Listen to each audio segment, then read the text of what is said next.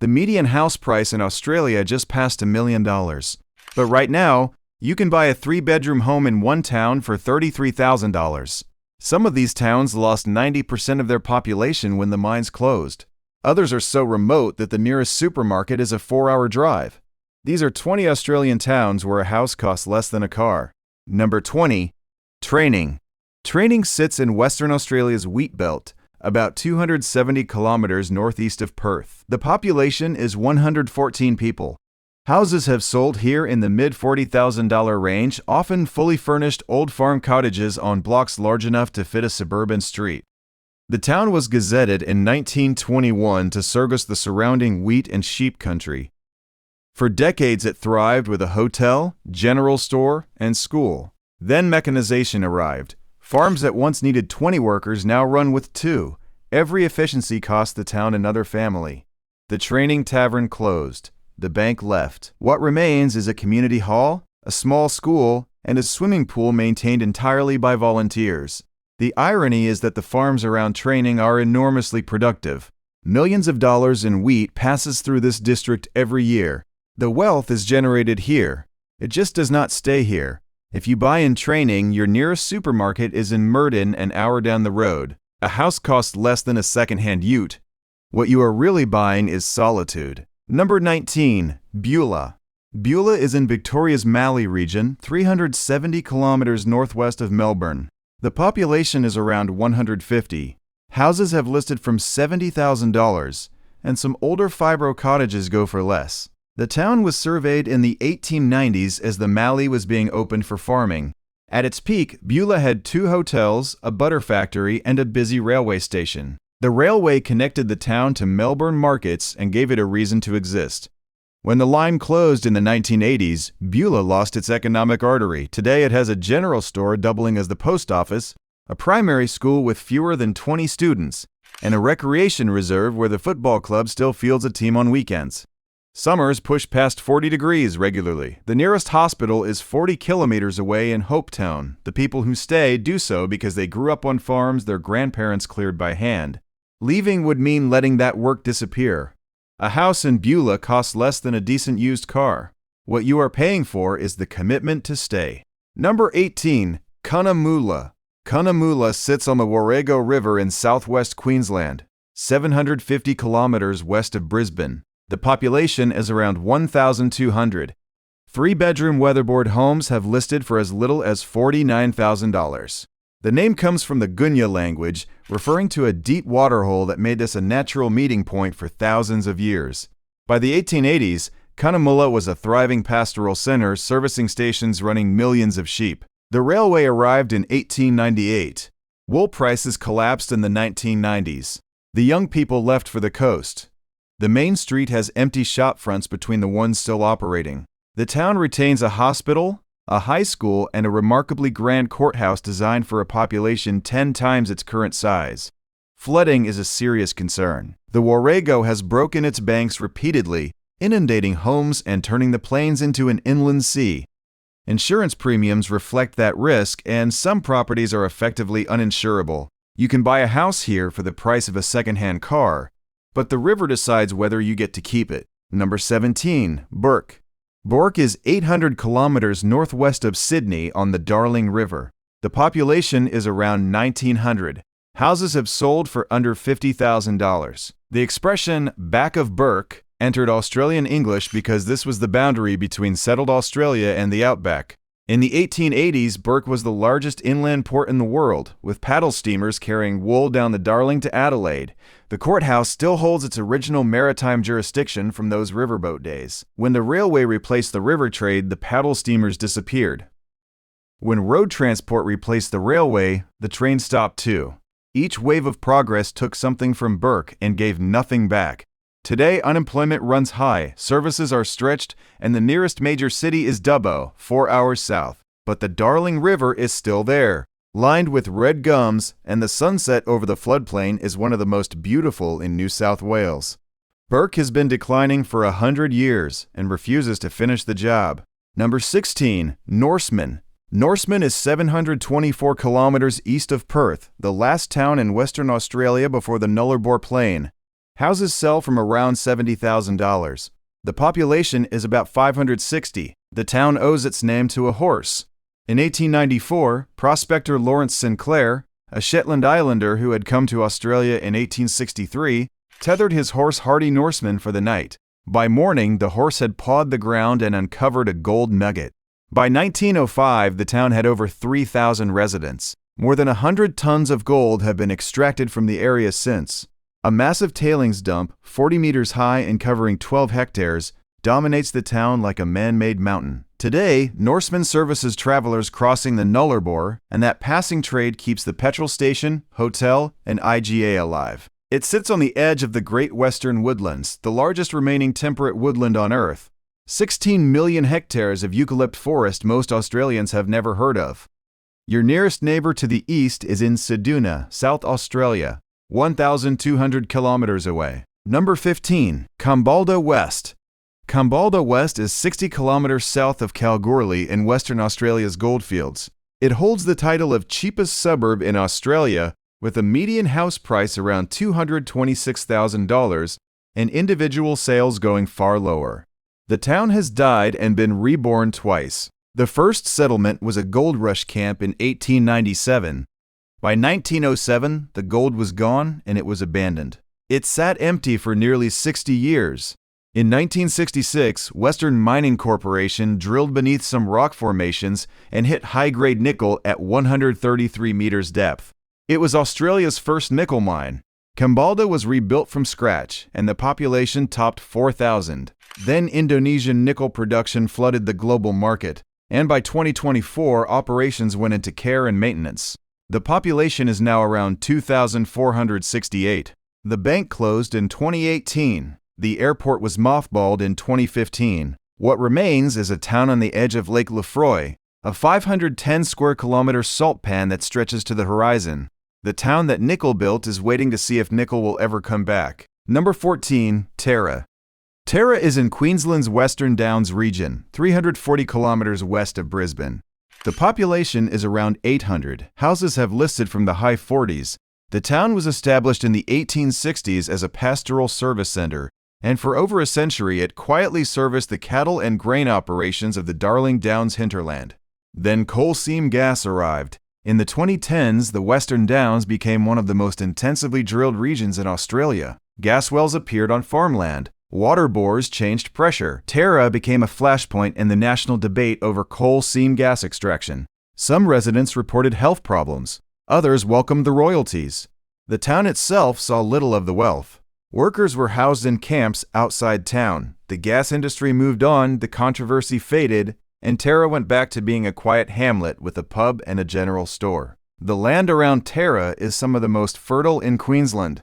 Black soil country producing millions in grain every year.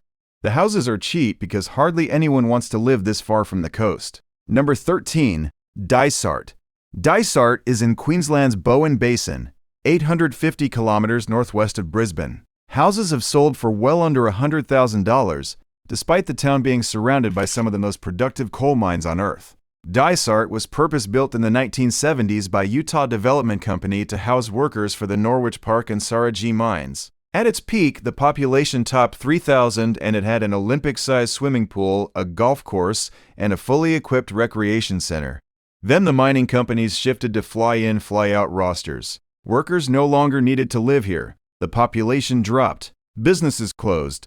The swimming pool that cost millions now serves a fraction of the people it was designed for. The median house price sits around $274,000, but individual sales have gone far lower. The coal mines still operate. The trucks still roll. Billions of dollars in thermal coal passes through this district every year. The money is still being made. It just leaves on a plane every 2 weeks with the workers who earn it. Number 12. Morwell. Morwell is in Victoria's Latrobe Valley, 152 kilometers east of Melbourne. The population is 14,400. In the 1990s, the median house price was $44,000. Morwell powered Victoria. The Latrobe Valley sits on enormous brown coal deposits, and the State Electricity Commission employed thousands. In 2014, a fire at the Hazelwood Open Cut Mine burned uncontrolled for 45 days, blanketing the town in toxic smoke. A judicial inquiry found no buffer zone between the mine and the town. 3 years later, Hazelwood Power Station closed permanently, taking 750 direct jobs.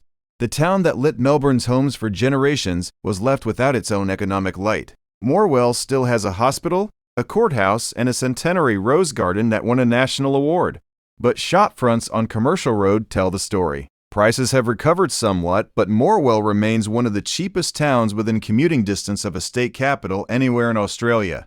If you're enjoying the video so far, then make sure to like and subscribe to the channel. Number 11. Lightning Ridge.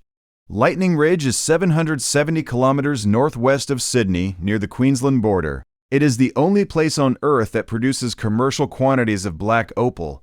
Houses have sold for well under $100,000. The town's population sign on the highway displays a question mark instead of a number. Nobody knows how many people live here. Census figures say around 1,800. Locals insist it is closer to 5,000. The gap exists because many residents live in tin sheds and camps scattered across the opal fields and have little interest in being counted by anyone, especially the government. During the boom of the 1980s and 1990s, driven by Japanese demand, the population may have reached 15,000. Top red-on-black Harlequin opal fetched over $10,000 per carat. When the Japanese bubble burst, so did Lightning Ridge. The town has bore baths fed by naturally heated artesian water and an underground art gallery carved into a mine shaft. People come seeking fortune. Most find dust. The ones who stay do so because there is nowhere else quite like it. Number 10. Marvel Loch. Marvel Loch is 401 kilometers east of Perth on the Great Eastern Highway. The population is fewer than 100 people. Transportable homes on large blocks have listed under $50,000. The town grew around gold mining in the early 1900s and was a functioning goldfields settlement for decades. The Marvel Loch gold mine was one of the most productive in the Southern Cross district, and at its peak the town had a school, a store, and enough residents to field a cricket team. When the gold price dropped, so did the town. Mining continues nearby, but workers pass through without living here. The fly-in, fly-out model that hollowed out Kambalda has done the same to Marvel Loch on a smaller scale. There is no rental market data. Real estate agents note that buyers here are almost exclusively people who intend to live in the property. There is no rental demand because there is no one to rent to. The land is there, the houses are there, the people are not. Marvel Loch is the housing affordability crisis in reverse. Number 9. Andamuka. Andamuka is 600 kilometers north of Adelaide. The population is 262. Houses have listed from around $40,000. Opal was discovered here in 1930 by 2 boundary riders, and within months, prospectors arrived with picks and not much else. The early miners carved semi-dugout homes into the hillsides, half underground and half above, to survive summer temperatures exceeding 40 degrees. By the 1960s, over 2,000 people worked the fields. In 1954, a spectacular opal found here was cut into an 18-carat palladium necklace and presented to Queen Elizabeth II. It became the Queen's Opal. Despite that moment, Andamuka was not officially proclaimed a town until 1974. Today, it has no council, no police station, and no sealed roads. The nearest proper town is Roxby Downs, 35 kilometers away, built for the Olympic Dam uranium mine. Some Andamuka residents commute there, making the Opal town an accidental dormitory for a uranium mine. The heritage-listed miners' cottages are a window into a time when homes were built from whatever the desert offered. Number 8. Mount Morgan. Mount Morgan is 39 kilometers southwest of Rockhampton in central Queensland. The population is about 2,000. Houses regularly list under $100,000. The town was founded in 1882 after the Morgan brothers, Edwin and Thomas, found gold and ironstone, a type of rock that every geologist of the era said could not contain gold. They were spectacularly wrong. Over its lifetime, the mine produced 250 tons of gold and 360,000 tons of copper. Investor William Knox D'Arcy used his fortune to finance oil exploration in Persia, creating the company that became BP. By 1900, the population approached 10,000. The mine closed in 1990. The mountain itself was entirely mined away. What remains is a 43-meter deep pit filled with toxic orange water. Dinosaur footprints from the early Jurassic were found in the ceilings of old fire clay caverns. The town has heritage buildings and civic infrastructure built for 10,000 people, maintained by 2,000. A mine in central Queensland indirectly created one of the largest oil companies on Earth, and the town it came from cannot give its houses away. Number 7. Queenstown. Queenstown sits in the Queen River Valley on Tasmania's west coast, 260 kilometers from Hobart. The population is 1,800. Houses here sell for remarkably low prices. Gold was found in 1881. Copper followed. By 1900, the district population exceeded 10,011 smelters consumed over 2,000 tons of timber per week. The mountains were stripped bare. Sulfur fumes killed everything that remained. Then the West Coast rain, 2,400 millimeters a year, washed away the topsoil entirely. What was left is the moonscape, bare pink and gray rock visible from space. The town debated for decades whether to let the trees grow back or preserve the devastation as a tourist attraction. The football oval is made of gravel because nothing grows in the contaminated soil. The Queen River runs orange with iron oxide. 42 miners died in a single accident at Mount Lyell in 1912. Today the median age is 45 and the average couple has 0.6 children. For the price of a used car, you can own a piece of one of the most extraordinary landscapes in Australia. Number 6. Zeehan. Zeehan is on Tasmania's west coast, 298 kilometers from Hobart. The population is 728. Houses have sold from around $40,000. In 1900, this was the third largest town in Tasmania with a population up to 10,000. It had 17 hotels. The Gaiety Theatre, built in 1898, was the largest concert hall in Australia. Silver and lead were discovered in 1882 by prospector Frank Long, and the railway arrived in 1890. Banks and newspapers lined the main street. Then World War I severed European markets. By 1921, every mine had closed. The population collapsed. By 1950, fewer than 1,000 remained. The Avebury nickel mine briefly revived hope, but it went into care and maintenance in 2024, costing 180 jobs. Walk down the main street today and you see grand Victorian buildings designed for a city of 10,000, standing mostly empty in a town of 700. The Gaiety Theatre has been restored. The School of Mines is now a museum with one of the finest mineral collections in the world. Monuments to a boom that lasted 30 years and a bust that has lasted a century. Number 5. Port Pirie. Port Pirie is 230 kilometers north of Adelaide on the Spencer Gulf. The population is around 14,000. Houses have sold for under $70,000. Unlike most towns on this list, Port Pirie is not remote. It has a hospital, schools, supermarkets, and a rail link to Adelaide. It should be more expensive than it is. The reason is lead. Port Pirie has hosted one of the world's largest lead smelters since 1889, processing concentrates from Broken Hill and other mines. For over a century, lead contamination spread across the town. Soil testing found elevated lead levels in residential areas. Children in Port Pirie have historically recorded higher blood lead levels than the national average. A $1 billion smelter upgrade was completed recently to reduce emissions, but legacy contamination remains in the soil. The smelter still employs hundreds. The waterfront has been redeveloped. The town has genuine character and proximity to the Flinders Ranges. But the lead question hangs over every property transaction. A coastal town 2 hours from Adelaide, and you can buy a 3-bedroom house for less than a car. Number 4. Coober Pedy. Coober Pedy is 846 kilometers north of Adelaide on the Stuart Highway. The population is around 2,500. Dugout homes have listed from $38,000. The name comes from the Kokatha words Kupa Pidi, meaning white man in a hole. More than half the population lives underground. A 14-year-old named Willie Hutchison found opal here in 1915 while his father searched for water.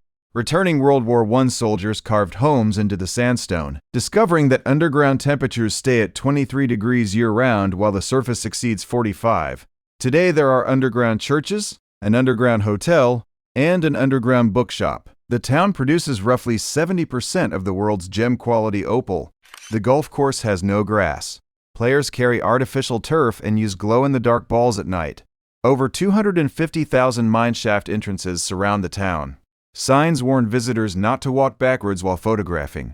The landscape above ground has served as a set for Mad Max Beyond Thunderdome, Pitch Black, and Priscilla, Queen of the Desert.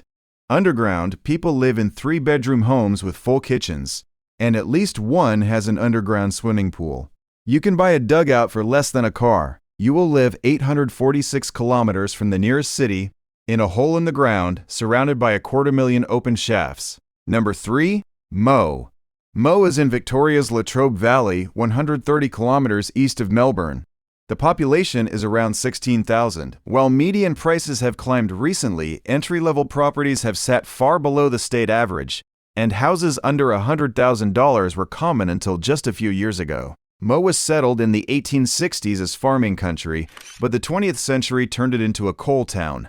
Like its neighbor Morwell, Moe's fortunes were welded to the State Electricity Commission and the Brown coal power stations. When privatization hit in the 1990s, thousands of jobs vanished across the Latrobe Valley. Moe took its share of the pain. Media coverage focused on unemployment and social problems. What the coverage rarely mentioned was that Moe has a functional hospital, a well-maintained town center, a direct V-line train to Melbourne, and a community that kept showing up even when the headlines were unkind. Unlike the remote outback entries on this list, Moe is genuinely commutable to a state capital. That makes it something unusual on this countdown, a town where the cheap housing is not punishment for isolation, but a consequence of stigma. The houses are affordable because the postcode carries baggage. Property investors have started to notice. The window may be closing. Number 2. White Cliffs. White Cliffs is in far northwest New South Wales, about 1,100 kilometers from Sydney and 260 kilometers northeast of Broken Hill. The population is around 80. Houses and dugouts have sold for under $50,000. White Cliffs was Australia's first commercial opal field. For roughly 35 years from the 1880s, it was the only major source of opal for the world's gem markets. By 1899, it was the largest producer of precious opal on Earth. At its peak, over 4,000 miners lived here in a town that had hotels, churches, and a hospital. Like Coober Pedy, the heat drove residents underground, and many homes or dugouts carved into the rocky hillside. But White Cliffs never had Coober Pedy's staying power. When opal was found at Lightning Ridge in the early 1900s, miners walked 700 kilometers to chase the new find. White Cliffs emptied out and never recovered. Today, it is one of the smallest communities in New South Wales. It has a general store, a pub, and a solar power station that was once the largest in the Southern Hemisphere. The underground homes remain, some still occupied, others slowly returning to the earth. Australia's first opal town produced stones that ended up in the crown jewels of Europe. The town itself is now smaller than a suburban apartment building. Number 1. Broken Hill. In 2024, a 3-bedroom house in Broken Hill sold for $33,000. Not a deposit, not a down payment. The entire house. That figure is worth saying again because it does not sound real. $33,000. For a house, in a town that created BHP, a company now worth over $150 billion. In a town where the 8-hour working day was born. In a town that was the 3rd largest urban area in New South Wales when 8,000 men worked the mines and the population exceeded 30,000. The ore body beneath Broken Hill has produced more silver, lead, and zinc than almost any deposit on Earth. The wealth generated here bankrolled the formation of 2 of the world's largest mining companies. It funded the construction of railways, ports, and smelters across 2 states. And today, the town cannot sell its houses for the price of a car. Broken Hill is 1,144 kilometers from Sydney. It runs on a different time zone to its own state. Its water is pumped from a river 110 kilometers away. It has reinvented itself around art, tourism, and film, and it has done that with more grace and determination than a town of 17,700 should be expected to muster. But it is still shrinking. Every town on this list tells the same story in a different accent. The mine closed. The railway moved. The young people left. The farm mechanized. The workers fly in and fly out. The wealth was extracted and sent somewhere else. What remains are houses that cost less than cars in towns that built this country. If you like this video, make sure to comment which of these towns you would actually consider buying a house in. And watch this next video.